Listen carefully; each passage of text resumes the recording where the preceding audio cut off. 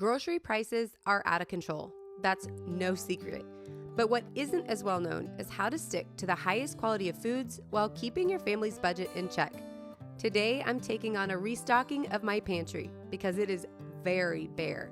But while I was doing so, I was shocked to find out that according to the USDA, a family the size of mine on a thrifty meal plan spends approximately $1,620 a month. Today, I'm going to show you how I spend half of that amount while eating a large portion of organic foods, plus still leaving room for very high quality meats, all for approximately $850 a month.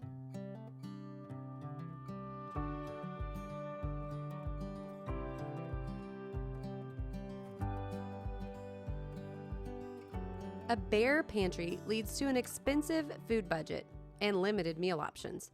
This took me almost a decade of marriage to accept. Over the past 4 years, food prices have exploded, which led me to draw some firm lines in the sand. Number one, I will feed my family the highest quality foods, but I will not go broke doing so, even if it means I have to take on some more prep work at home. The second thing, what I will not do is spend $6 or $7 on a bag of chips. I refuse to pay insane prices for food that are not only bad for our budget, but bad for our bodies at the same time, no matter how much my kids ask for them. One of our quick go-to lunches used to be a sandwich with deli meat and some chips. Not the most healthy, but when you're busy and have a lot of little ones at home, sometimes easy wins. One day I did the math on that meal and realized that the bag of chips and the deli meat were more expensive than the steak and potatoes and delicious food that I prepared for my kids the night before. That was shocking to me and made me look at groceries a whole nother way. Today we buy in bulk and I do the majority of my grocery shopping one time a month, which saves a lot of time just in the shopping process, but also helps to make sure that we have everything that we need on hand when needed. I also really evaluated the price of each individual meal that I feed my family. I was shocked to realize that my quick meal of potato chips and a sandwich with deli meat on it for lunch was one of the most expensive meals that I actually feed my kids. The price of a pack of deli meat is through the roof, but not only that, one of the bags of chips that we used to purchase is now $6 to $7 for one bag. Not only is it horrible on the budget, but it's also terrible for their health. So how could I justify doing that? Well, I quit. We are not a family that lives on beans and rice by any means, which is kind of funny because that's what I'm doing right here first. I am canning up a bunch of beans so that I have them readily available to use when we need things like soups and stews, or to make refried beans to go along with meals like enchiladas or anything of the sort. We don't eat beans that often, but when I run a full canner load like this, which is 21 jars or so, I'm able to use this for around 6 months before I need to refill. As just one example of how buying in bulk will save you money, a 20-pound bag of beans at Walmart is $14.98 right now. It takes approximately half cup of dry beans to fill up 1 pint jar.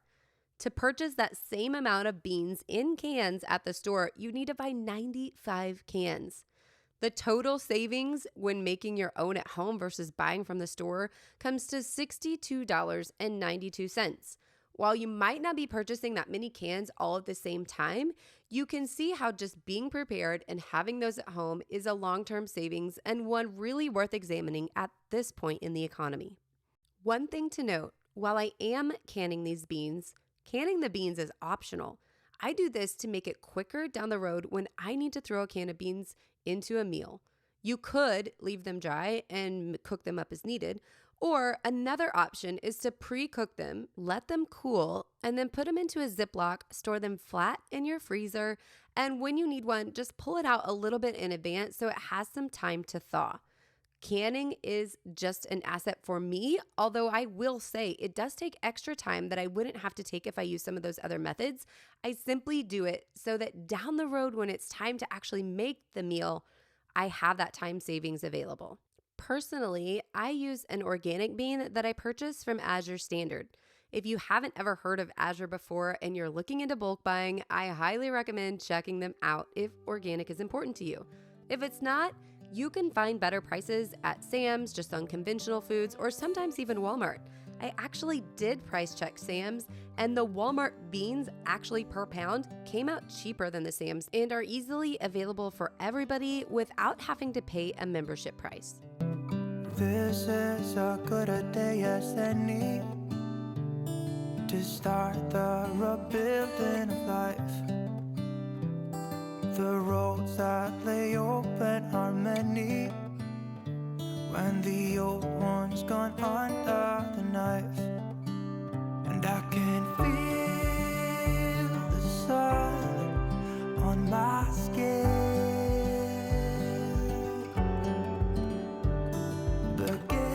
When I run a load of beans, I make sure to fill up every possible jar that I can in order to take the most advantage of a single day.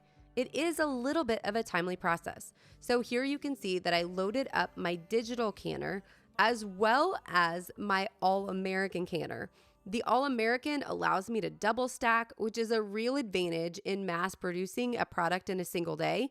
And having the digital that doesn't need stovetop space also frees up my kitchen to be able to go ahead and serve my family and not have the entire stove taken up by a canning process.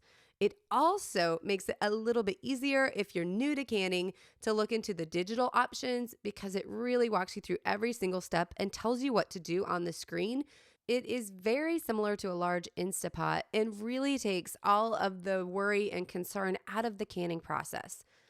I will make sure to link the canner details as well as the information on Azure Standard down below.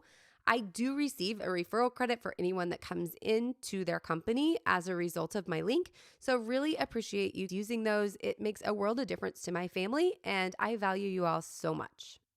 Another way that we save a considerable amount of money in this house is by not throwing away what some might consider trash.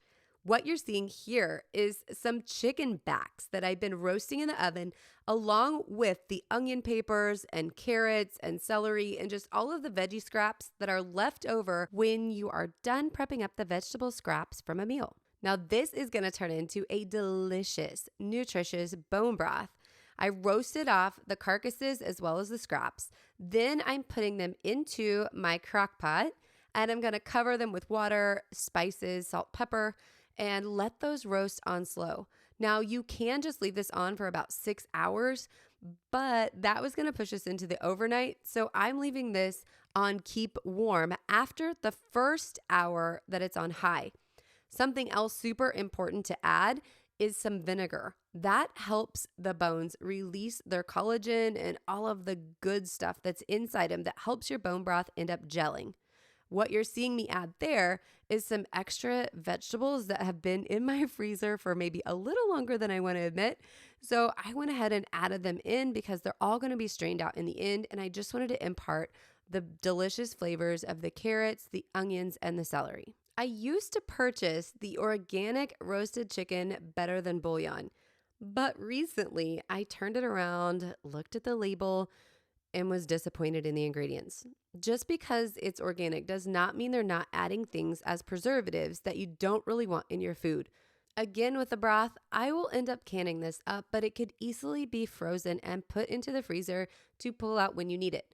Options for everyone. This isn't something that's limited based on the supplies that you have at home, although in my own experience, sometimes that freezer gets pretty full as well. So having things on the shelf is definitely an asset. With the broth and the beans in full swing in the kitchen, it's time to turn my attention to the pantry. Now, I will say pre-2020, this was not a pantry. This was actually an office space that I used to coordinate additional things, but turning this into a pantry has been a huge, huge, huge blessing. This was actually, just as a side note, the original kitchen for our home, which was built in 1907. It is the smallest room in the downstairs, and what we use now as our kitchen was actually the dining room. And that entire remodel and the planning of the kitchen is probably a story for another day. So let's jump back to the bulk purchasing and how to save money. What I'm doing here is pouring up 25 pounds of organic cane sugar into a food grade bucket. Now, the Azure price for my 25-pound bag is $29.99. But you can head to Walmart and purchase 25 pounds of sugar for $19.97. This will keep you stocked and have you ready to go without having to run to the store, plus allow you a little bit of savings over purchasing those bags individually and running out to the store when you need them. Now, sugar is not something that we use that often at my house. I think the last 25-pound bag lasted me over a year. Typically, if we need a sweetener, we use honey. I also purchase it in gallons of bulk, but you have those options available. The next bucket that we're filling up is my wheat berries. Now, some of you may or may not know, but the original way that wheat is going to come, or the longest storing form, most natural form, is going to be in a berry. It looks similar to a kernel of rice. And then to be able to use it, you need to grind it up if you want a flour type consistency, or you can cook it up similar to rice and just serve it as a side dish in that form. Now, purchasing the buckets that you see here can get a little bit costly, but it is completely an option to make the purchase and have them completely white as you're seeing here in front. Now, behind my foot there, I just covered it up, is actually a bucket that I got from a local grocery store. Usually those buckets are free or come in around $1 or $2, including the lid, and are available because bakeries receive their frosting in food grade buckets, and they often have excess to get rid of. Next time you're in the store, stop by and ask them if they have any available, and if so, what the price would be. And you might be surprised at what you find, and the ability to go back and get more as time goes by is really another great gift to your food preservation and bulk buying abilities. Our next stop in the pantry restock is our potato stash. Now, typically we purchase 100 pounds of potatoes per year. 50 pounds at a time, which is the bag that you're seeing here. The first 50-pound bag, actually we eat about half of it, and then when it's time to plant the potatoes in the spring, those go out to the garden and we'll end up producing the remaining potatoes that we need all year. And the second bag that you just saw is what we will use to eat in the meantime until those potatoes are ready to come up out of the ground. The next area where we use bulk buying to save extra money is on things like seasonings, spices, and condiments. So I am refilling our garlic salt. We tend to eat quite a bit of Italian, so this one stays on the table and gets used quite often. If you are new to bulk buying and considering getting something like this, make sure that you're getting items for spices that you actually use quite often. The potency of each spice will degrade with time, so it isn't something that you want to store up for years down the road. This is something that you're going to use within the next 12 to 18 months. As you can see, my tiny helper is checking in. She just woke up from a nap after a long morning of playing with her brothers and sisters outside, so she is all in to help us in the next section. You're probably noticing a little bit of a theme at this point. The items that I store in bulk are basic staples that help you make a variety of types of meals. Here I'm refilling our vinegar. This comes in handy for everything from cooking to cleaning. So we use vinegar a lot, and I like to buy it in gallons from Sam's and then refill my 32-ounce bottle. This one stays next to the stove and really is just handy to have in the smaller sizes. So when my younger kids are actually using the product, they're not dealing with a huge gallon bottle because I'm trying to avoid spills as much as possible, which isn't always doable, as you can very well see. After a little bit of cleanup, it was time to move on to the next project, which is unpacking one of the boxes from our recent Azure Standard pickup. Now, the boxes when they come from Azure are always mixed with different items inside, so I'm never quite sure what's going to be in there, aside from the fact that some of them are marked dry, some of them are marked chill, and some of them are frozen. This is one of our chill boxes that I had placed in our backup refrigerator, and so I'm getting around to pulling out what's inside. Now, this one is coming with one of the monthly flyers, as well as 10 pounds of onions. You can never have too many, and as of yet, I haven't been able to successfully have a good onion harvest for my garden, although I just planted a couple hundred, so we'll see how that goes this year. Another thing that we love to get in bulk and that fits into our budget, which is half the national average, is a raw cheese that we buy in 5-pound blocks from them. Or I should say we did this time. Typically, this specific cheese is one that we get in smaller packages, but they were out. Our other cheeses like organic mozzarella and the organic cheddar that we shred up to use for tacos and such, we always get in those big 5-pound blocks, run them through the food processor to shred, and then store them up. But you'll see what we're doing with this block a little differently here in a moment. Otherwise, in that box were some canned olives. We love those for our Friday night pizza night. The kids can never get enough, so having them around is a big hit, and we never like to run out. My little helper here is putting those away while I'm putting away 6 bottles of ketchup, another staple, of course, in a house with kids that you want to keep around. I purchased one from Azure that is lower in sugar, but still tastes great and comes in a squeeze bottle. One time I got one in a glass bottle, and that was not something everybody was happy that I stocked up on just for ease of use. But back to this cheese. We had been purchasing it in the smaller packages, which was a little more costly because the work and prep is already done for you. But one of the viewers on one of my recent videos suggested that we put it in and vacuum seal it ourselves, which I'm not really sure why I hadn't considered that as an option, but that is exactly what we're going to do today because they were out of the smaller packages of cheese. Now, getting these open can be a little trying, but after that, all you have to do is cut the blocks of cheese into the same size chunk that you would normally want. Now, you might be asking yourself, why do this at all? Well, the number one reason is keeping those individual packages vacuum sealed is going to keep the cheese fresher for longer. Now, this cheese itself has a shelf life through the end of the year, so I'm not really worried about it going bad as much as I am keeping all the tiny hands off of it and keeping it moist and fresh in the refrigerator. The vacuum sealing is going to allow me to do that while taking advantage of the lower cost of the cheese itself. Of course, you have to figure in the price of your vacuum sealer as well as the vacuum sealing bags and the time to seal them. But when I have a big pantry restock day like this, I have that time set aside anyway because remember, at this current time, I still have beans in the canner. I can't leave my house, so spending 10 minutes to get my cheese properly packaged and safe is not really a big deal at all. Another item that is really super important for my family to stock up on is beef. We purchase half beef every single year. This year, we got it from my brother's new butcher shop and is 50% Wagyu, so it's considered an American Wagyu. It's grass-fed, grain-finished, and that price was also divided out and included in my $850 monthly budget. You can purchase things like high-quality meats as well as organic cheeses that are quite costly per block and organic chocolate chips even on this budget if you make the switch to bulk buying and cut out some of those nasty foods like potato chips at the store. I mean, really, who wouldn't want a beautiful meal of steak and potatoes instead of a sandwich with some nasty chips? It's an easy choice once you do the math, but before that, you think about things like convenience over quality and price, and that is what we have changed in our house.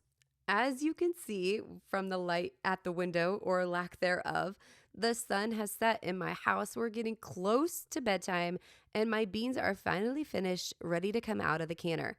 I will say what's always interesting to me is that my digital canner cools off at approximately the same speed as my All-American, and one of them has twice as much space inside, so it really is convenient that I can take out all of the beans at the same time.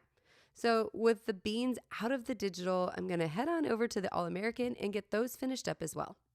So my question is, has my pantry restock day warmed you up to the idea of bulk buying and keeping a stock pantry, or has it scared you off a little bit?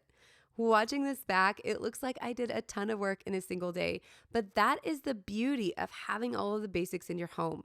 You can really make a huge difference in your food security as well as your overall preparedness for a week in a single day. Now, see my sign here? This is something that is super funny. I'm always leaving out things for my husband to put away before bed that might be a little bit hot while I'm taking the kids up to get them ready through our nighttime routine. And I was afraid he was going to unplug my broth, which I wanted to stay on on keep warm all night long. And I had a horrible feeling that I was going to come down to my broth absolutely ruined. So that was the note. I actually put a note on something on the other counter that said, "Put me away." And I might have to keep doing that because the kids thought that was hilarious and it did work. The right items got in the fridge and the wrong items stayed plugged in and ready to go. Now to finish off this bone broth, all I'm doing is straining out all of the vegetables and the meat that was in the stock itself. The last thing that I'm going to do is pour the rest of the stock right over my drain. Now, I will just, word of caution, I have a catch bowl underneath this cutting board. So that is not only a strainer, but also a catch bowl, which you can see here. I did not just pour my stock down the drain, or that again would also have been absolutely devastating. So with everything strained out, I am going to take some cheesecloth and run this broth through in order to catch any of the little bits that are in there.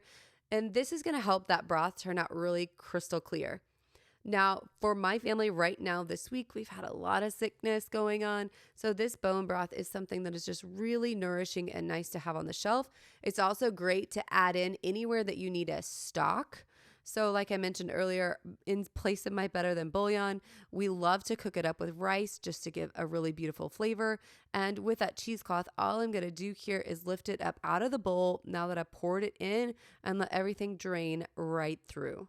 Once it is completely strained, you just want it to cool off. So I'm going to place a lid on this and put it in the refrigerator where it's actually going to stay for a day or two because I don't have time to get it in the canner with some other projects that I already have going on this week with activities with the kids and such.